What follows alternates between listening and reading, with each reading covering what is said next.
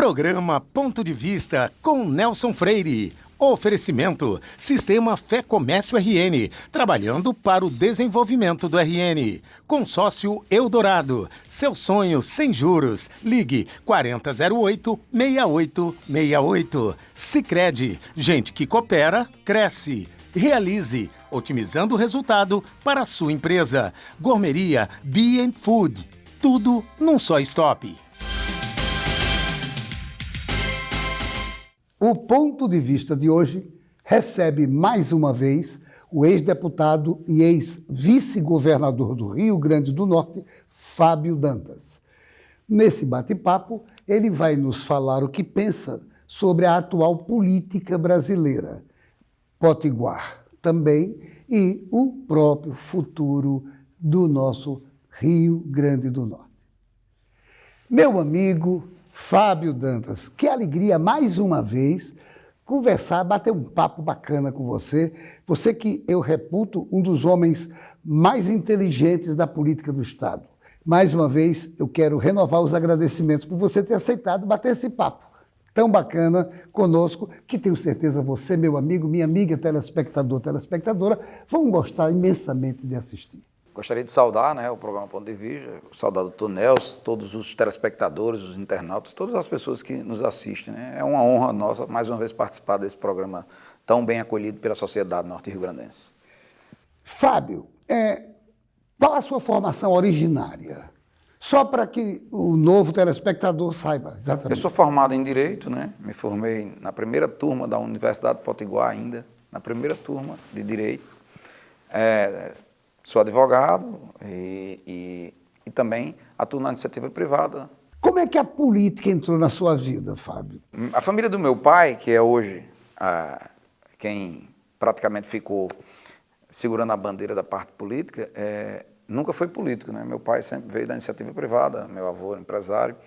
Mas a família materna, meu avô era deputado estadual. Então, depois o filho foi deputado estadual, depois o genro foi deputado estadual. Aí eu sempre digo que minha mãe, Socorro, ela é neta de deputado, filha de deputado, irmã de deputado, cunhada de deputada, esposa de deputada, mãe de deputado e sogra de deputado. Acho difícil ter alguém com essa carreira, mas sempre na questão mais local, na questão da Assembleia Legislativa. Eu fui o único que exerci um único mandato de deputado estadual, e depois fui eleito com a expectativa de mandato, que foi a questão de ser escolhido na chapa de vice, do qual participei daquela campanha memorável do então deputado Robson Faria, que virou governador do estado. Você sucedeu Arlindo, porque Arlindo, salvo engano, foi deputado antes de você. Isso. Com certeza por indicação de Socorro. Com certeza. A Socorro é a matriarca, E ela, eu sempre digo a ela que eu tenho um museu lá da Assembleia, e quem colocava você no museu por ter sido não ter sido mandato, mas ter participado da vida. E aí a política mudou muito, Da época do avô dela para a época de hoje, são épocas totalmente diferentes. Você conhece bem, doutor Nelson, que mudou muito aquela política apaixonante que existia no passado, com essa política de hoje de divisão de sociedade, e que isso marca muito do ponto de vista negativo na sociedade que nós temos hoje. É verdade. Agora, além de você ter sucedido na Assembleia seu pai, você também esqueceu, e eu vou lhe lembrar, que a sua mulher, Cristiane, é sua sucessora na Assembleia Legislativa. Eu falei, Ela é sogra de deputada. Socorro, sogra da deputada Cristiane. Tudo. O que é que Cristiane está achando dessa atividade nova para ela? Cristiane gosta porque o trabalho dela é esse trabalho mais parlamentar, na questão da defesa da mulher, no combate às minorias. Ela tem feito bem esse trabalho, com muita cautela, com muito respeito às pessoas. Cristiane não é aquela política agressiva, de abraçar causas que demandam o contraditório bastante caloroso, de disputa de plenário, de briga. Tem dado as suas posições firmes, mas sempre no lado mais social, de socializar e ajudar a sociedade a unir os interesses em prol exatamente das pessoas que têm menos a capacidade de elaborar. Eu tenho acompanhado, um pouco por fora, claro, que eu não tenho mais aquela vivência na Assembleia, mas eu quero até parabenizar. Tenho certeza que ela está assistindo a gente, Quero dar os parabéns à deputada Cristiane. Agora, Fábio, voltando para nós, o que é que fez você se transformar num grande estrategista político? Olha, isso aí foi uma atribuição que me deram, que eu não sei nem por quê, porque, na verdade, eu sou um cidadão como qualquer outro, né? Que olho exatamente os horizontes que a sociedade vertente clama, nunca tive medo de enfrentar exatamente desafios. Então, muitas vezes o desafio que para as pessoas é impossível, para mim era algo que era palpável, porque era aquilo que eu pensava, e eu imaginava ser o pensamento de milhares de outros cidadãos. E é mais ou menos esse pensamento. Mas eu acho que eu nunca tive vocação muito para ser um político, eu tive mais vocação para atuar na gestão, na mudança de paradigmas, e não pude expressar isso ainda, porque eu nunca exerci um mandato no Poder Executivo, né? Eu estava lá como vice-governador era uma expectativa, então eu tracei planos que, infelizmente, não foram abraçados pela gestão, antes mesmo da sua posse, não por querer tomar a frente de um governo, mas apenas para mostrar que o caminho era correto, até porque me pediram minha opinião. Eu elaborei 54 itens antes da própria gestão de Robson. Esses itens contrariavam exatamente o PT, que passou a ser o elo maior do governo, com 13 secretarias, e aí o governador não aceitou, e aí eu acho que foi o grande erro dele não ter abraçado as bandeiras de mudança de gestão, de modernização da máquina pública do Rio Grande do Norte. Nós teríamos hoje, certamente, um estado melhor do que nós temos. A sua vivência de vice-governador, portanto, poderia ter indicado rumos diferentes para o governo, para o Estado? Robson me colocou na transição. Era eu na transição, era o chefe da transição com Aldemir, que inclusive é secretário hoje de planejamento da Fátima, e outros lá. Mas a maior linha era a linha do PT. O PT abraçou 13 secretarias. Eu não indiquei sequer um secretário adjunto, eu nunca quis indicar, que eu queria a minha independência. Mas na hora dos planos, os planos que eu traçava eram planos impopulares, planos que mudavam a vida da sociedade do Rio Grande do Norte. E aí, num dia caloroso, lá, os sindicatos se reuniram, junto lá com a transição. Eu tive que sair da transição porque as minhas ideias não foram aceitas. Minhas ideias eram muito parecidas com a de Eduardo Leite, lá no Rio Grande do Sul, que transformou o Rio Grande do Sul e mutou o Estado de ser aquele vacão descarrilhado a ser uma locomotiva que gera desenvolvimento lá no Rio Grande do Sul. Então, a minha ideia sempre foi 54 medidas que saneavam o Rio Grande do Norte e tornavam o Rio Grande do Norte independente da nação. Agora, eu vou fazer uma pergunta nacional, depois a gente volta para o Rio Grande do Norte. Como é que você está vendo a política brasileira hoje? Num período de pandemia, nós pegamos essa pandemia em 2020, se arrastando até para 2021, ainda não está terminada a pandemia. Depois dela, dizem os estudiosos, que vai virar uma endemia, ou seja, ainda vai durar muito tempo. E a política nacional, como é que você está vendo as idas e vindas dessa política brasileira nesse período tão conturbado da nossa história? Com muita preocupação, como qualquer cidadão, né? Nós vivemos hoje uma sociedade muito dividida, o que não é bom. A disputa política é salutar, é democrática, mas o radicalismo que hoje a sociedade impera num país do século XXI, num país de pessoas que tem culturalmente um nível bem mais elevado, num país continental como o nosso, é muito preocupante, porque nós não temos uma alternativa que não seja a disputa de direita e esquerda. Isso não existe. Nós somos acima disso, nós somos brasileiros independentes. Nós não dependemos do governo federal, do governo estadual, para ditar o que nós temos que fazer para melhorar a nossa sociedade. Então isso me preocupa muito. Eu acho que o Brasil entrou num 8 e que as pessoas que alimentam o poder público alimentam bem essa briga de direita e esquerda para se manter no poder. Acho que isso nos preocupa muito, mas acho que, diferentemente do que a maioria pensa de pessimismo, eu sou um otimista convicto. Eu acho que o Rio Grande do Norte, eu acho que o Brasil deu um exemplo fantástico na pandemia, quando a sociedade enfrentou uma doença e o país não virou uma sociedade do caos. Nós tivemos aí, hoje, milhares de brasileiros desempregados pela metodologia usada no combate à pandemia, se trancafiou as pessoas dentro de casa e isso não resolveu o problema.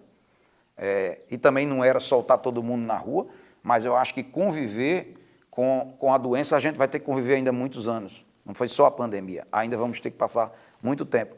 E eu falo muito que usam muito a política para mudar opiniões das pessoas. Enquanto se fala que uma festa reuniu 50, 100 pessoas, num minuto, os ônibus que circulam nas regiões metropolitanas do país inteiro levam milhares e milhares de aglomerações e levaram durante a pandemia inteira, e nós só tivemos redução drástica do número de infectados e de mortes quando nós tivemos uma redução. O tempo passou com a pandemia no primeiro ciclo, né? Aí houve uma redução no final do ano e tivemos novamente agora uma redução com a passagem do tempo e com a vacinação. Acho que nós precisamos mudar essa mesmice da sociedade brasileira, especialmente no idolatrismo de líder, idolatrar líderes. Não existe líder, o líder que nós temos, o único líder que nós temos é Deus. E a sociedade é construída pelos homens. E os homens têm falhas como eu tenho, como o senhor tem, como qualquer cidadão telespectador tem. Não tem que idolatrar essas pessoas. Nós temos que cobrar a gestão, que é isso que precisa. Não adianta escolher A, B ou C. A gente tem que escolher um modelo, que esse modelo seja que tenha muito tempo para frente e que possa ser enriquecedor da sociedade, empoderador das pessoas e não um destruidor de famílias, o destruidor de opiniões que não são as mesmas. Essa idolatria por líderes está fazendo a gente vivenciar um sectarismo brutal no Brasil? É mais ou menos isso que eu queria dizer. Eu acho que esse sectarismo não faz bem à sociedade. É como uma doença que enraiza na cabeça das pessoas, e aí é a doença mais grave que tem, que é a cabeça. Você sabe que quando a pessoa tem um problema psicológico muito grave, é como um cristal que quebra e não volta mais, né? Então, a sociedade, nos últimos anos, experimentou um governo de esquerda que fracassou durante sua gestão e terminou o país com 13 milhões de desempregados, quando o mundo estava no pleno emprego. Existem duas diferenças, o desemprego de hoje e o desemprego de quando o PT saiu do governo. Quando o PT saiu do governo, enquanto o Brasil estava em crise, o mundo era pungente. A economia mundial estava em ascensão e o Brasil em queda. Hoje, o mundo está em queda por conta da pandemia. E o Brasil começa a dar os primeiros sinais de recuperação. Acho que o governo federal atual tem feito um bom governo e peca com a palavra, com a boca, com a divisão da sociedade. Exatamente. Concordo plenamente com você. Mas não saia daí. Nós voltamos em instantes para o nosso segundo bloco. Programa Ponto de Vista com Nelson Freire. Daqui a 20 anos, muita coisa vai mudar no mundo. Os carros autônomos estarão por toda parte. A inteligência artificial vai fazer parte do nosso dia a dia. A biotecnologia vai eliminar doenças e nos ajudar a viver mais. As relações vão ficar mais próximas ou mais distantes. E todo mundo, dizem, vai falar a mesma língua. Mas por enquanto que o futuro não chega, você pode se preparar da melhor forma, aprendendo novos idiomas, diminuindo distâncias e fazendo o seu mundo maior. Nestes 20 anos, o Senac Idiomas comemora suas conquistas, ajudando você a chegar aonde você quer estar. Senac Idiomas, 20 anos, celebrando seu futuro. Sabia que agora com o Sicredi você pode pagar suas compras também com o Pix? Quer ver? Abre o app, escolhe o QR Code, digite o CPF, e-mail ou celular. No Pix é muito fácil, vem experimentar. A escolha é sua, a escolha é sempre sua. É sua, a escolha é sempre sua. Vai pagar? Conte com a liberdade de escolha do Sicredi e pague como e onde quiser. A escolha é sempre sua.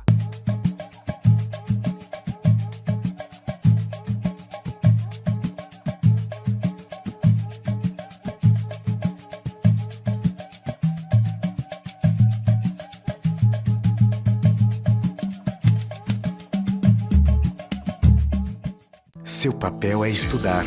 O nosso é tornar possível seus estudos. Seu papel é dirigir com responsabilidade. O nosso é tornar possível o seu carro.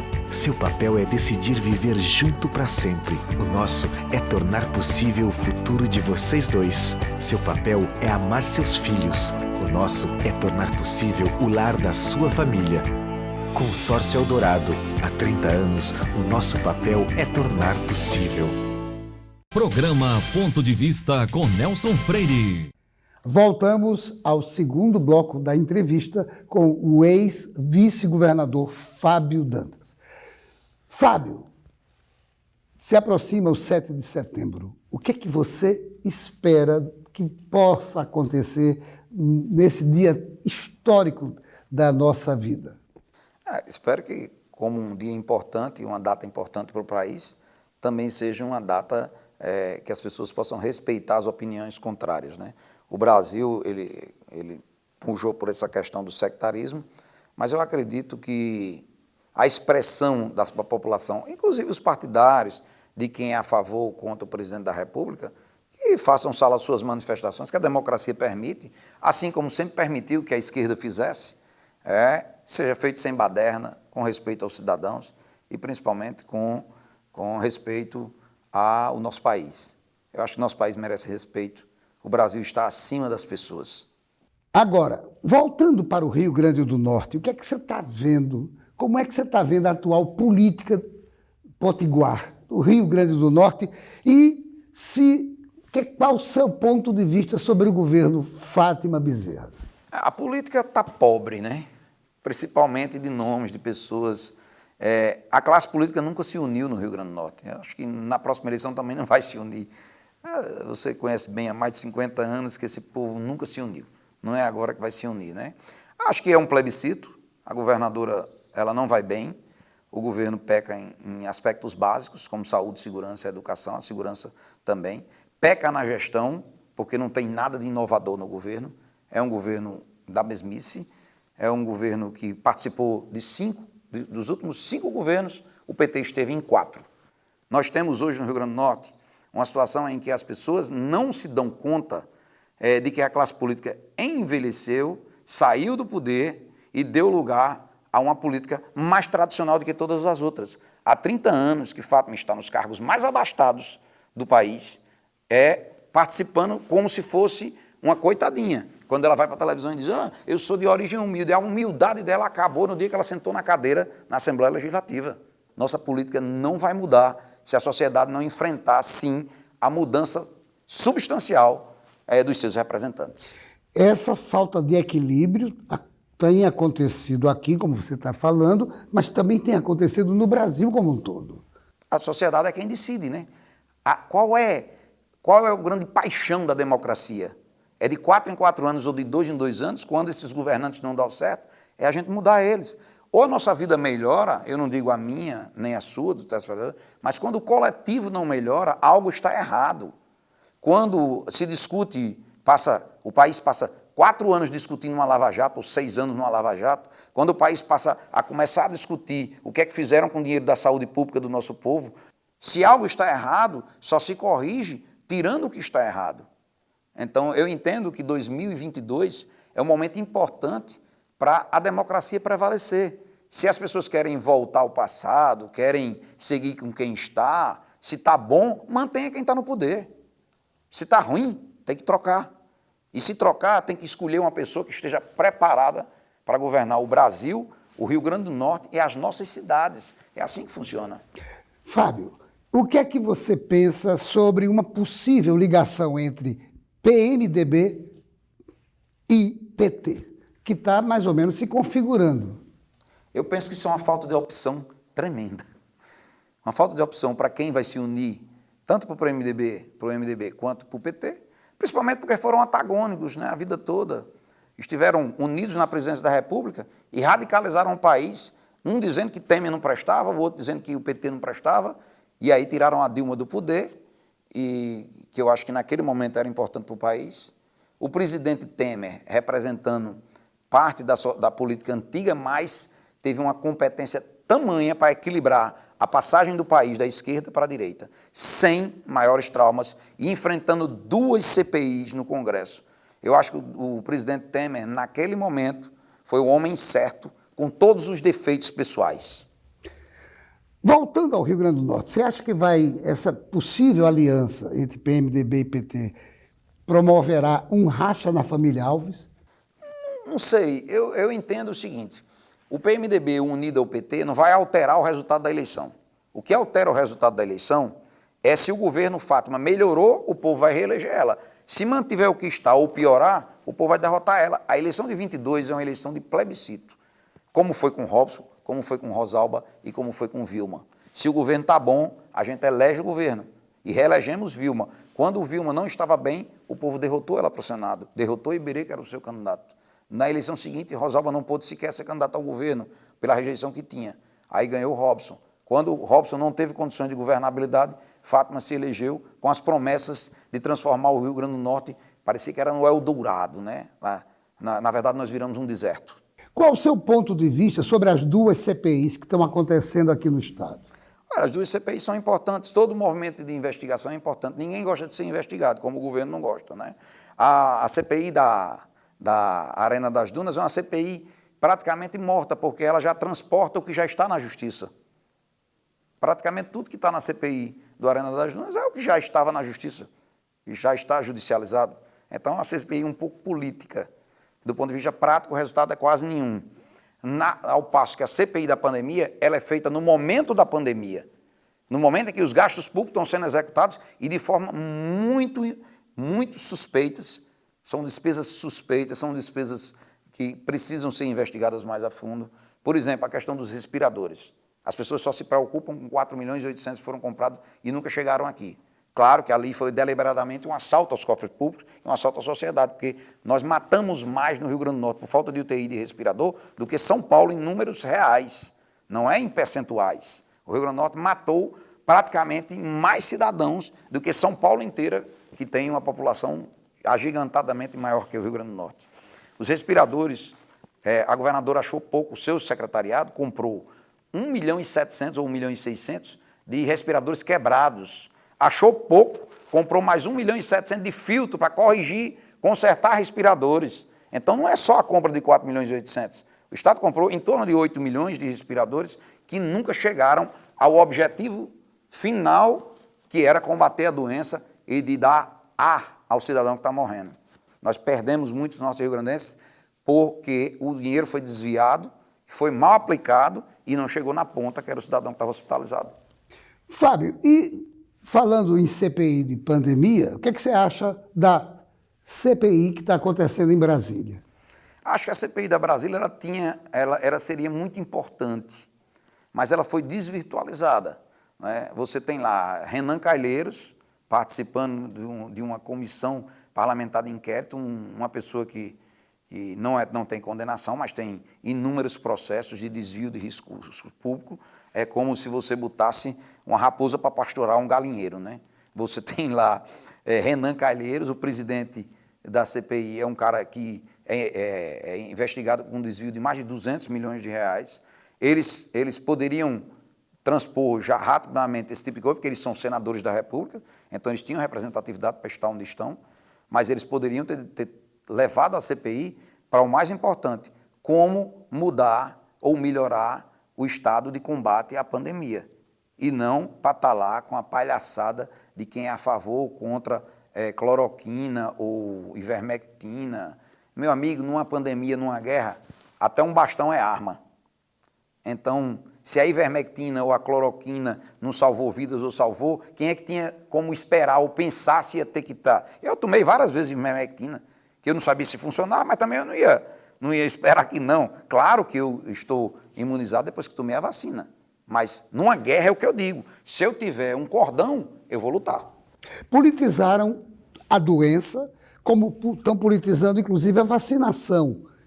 É mais ou menos isso. A CPI, então, virou um instrumento meramente político. Pois é. No Rio Grande do Norte, o presidente da CPI, Kelps, e o relator, que é o deputado Francisco, é uma CPI mais ou menos paritária e está tendo um cuidado muito grande com as informações que chegam à sociedade. Você não vê esse tipo de molecagem, né? Porque, para mim, a CPI do Senado se tornou uma coisa de pessoas que não fazem ela com muito respeito, né? As mídias sociais que tiveram uma importância muito grande, né, nas últimas eleições, vão continuar exercendo um papel importante na eleição do ano que vem, 2022? Acho que isso é um movimento que não tem mais retorno, né? Vai aumentar mais ainda, né? As mídias sociais, as redes sociais, o que precisa é controlar parte disso para que as fake news não se propaguem, né? Fake news, eu até vejo muitas vezes a gente dá uma opinião, aí a pessoa chega e diz isso é fake news. A gente fala uma coisa, às vezes é fake news. Não existe fake news de opinião, eu tô dizendo o que eu penso, eu estou pensando, as pessoas querem a ditadura da informação, e isso não é bom. Acho que ela tem que existir e quem se sentir prejudicado, que existe uma lei para que possa regular esse tipo de atividade. Fábio, você pensa em ser candidato novamente o ano que vem, 2022? Olha, Nelson, eu acho que eu não tenho a viabilidade eleitoral.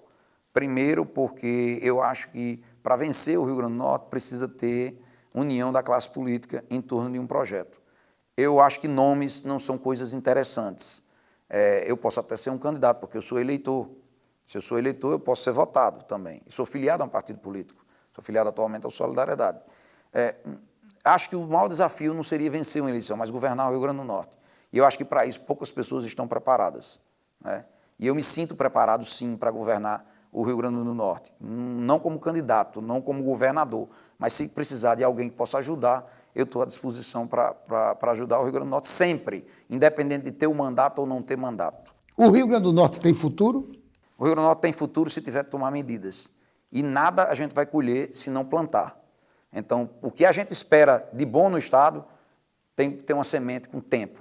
A gente precisa de pelo menos 2 anos e meio ou 3 de uma austeridade rigorosa nos gastos públicos, uma mudança na sistemática que tem, para que a gente possa colher os frutos. E isso não é bom politicamente. Quem fizer isso aí vai colher os frutos no seu mandato ou depois por um outro governante. Talvez alguém precise ser eleito sabendo que não vai ser sequer disputar a sua reeleição, mas que possa fazer algo para que aquele bem que seja feito ali suplante as gerações futuras e não apenas um governo ou uma vontade de governar. Eu não tenho nenhuma ambição pessoal, mas eu queria ver meu Rio Grande do Norte bem. Isso é um dos motivos que eu participei da esquerda, isso é um dos motivos de eu não ter apoiado a governadora até depois da eleição, porque a maioria dos meus eleitores votaram nela, mas de não ter apoiado é porque eu sabia que ela não ia fazer o que o Estado precisa ser feito, assim como o Robson não fez e assim como o Rosalba não fez. Fábio Dantas, o meu programa, o nosso programa, infelizmente, são apenas 30 minutos. E quando menos espera, quando o papo está ficando super bacana, como está o nosso, o diretor chega e mostra o reloginho 3 vezes. Então, infelizmente, a nossa conversa vai ter que finalizar, porque o tempo exauriu. Eu só tenho que lhe agradecer. E renovo os agradecimentos por você ter aceitado o convite de bater esse papo fantástico comigo. E tenho certeza que você, meu amigo, minha amiga, telespectador, telespectadora, gostou imensamente de assistir. Renovo os agradecimentos a você e devolvo a palavra para as suas considerações finais. Eu que agradeço o convite, Nelson, mais uma vez, principalmente por vir num programa que tem mais de 510 programas, esse é o 511. Isso mostra a sua dedicação, a sua perseverança nesse programa, que tem tanta audiência, mas que mostra principalmente a informação levada a sério para os cidadãos. Isso é fundamental. Queria parabenizar a você e a todos que fazem o programa e dizer que seu programa enriquece mais ainda nosso Estado e nossa população. Parabéns a você, eu que devo parabéns. E obrigado mais uma vez. Muito obrigado a você, Fábio Dantas, e o programa está à sua disposição. Sempre que você tiver alguma coisa para informar para o nosso telespectador, você pode dispor do programa Ponto de Vista. Muito obrigado mais uma vez. Eu que agradeço, doutor Nelson. E a você, meu amigo, minha amiga, telespectador, telespectadora, mais uma vez, obrigado pela sua grande audiência. E a certeza de que no próximo Ponto de Vista traremos outro assunto do seu interesse. Programa Ponto de Vista com Nelson Freire. Oferecimento: Sistema Fé Comércio RN, trabalhando para o desenvolvimento do RN. Consórcio Eldorado, seu sonho sem juros. Ligue 4008-6868. Sicredi, gente que coopera, cresce. Realize otimizando o resultado para a sua empresa. Gourmeria Be & Food. Tudo num só stop.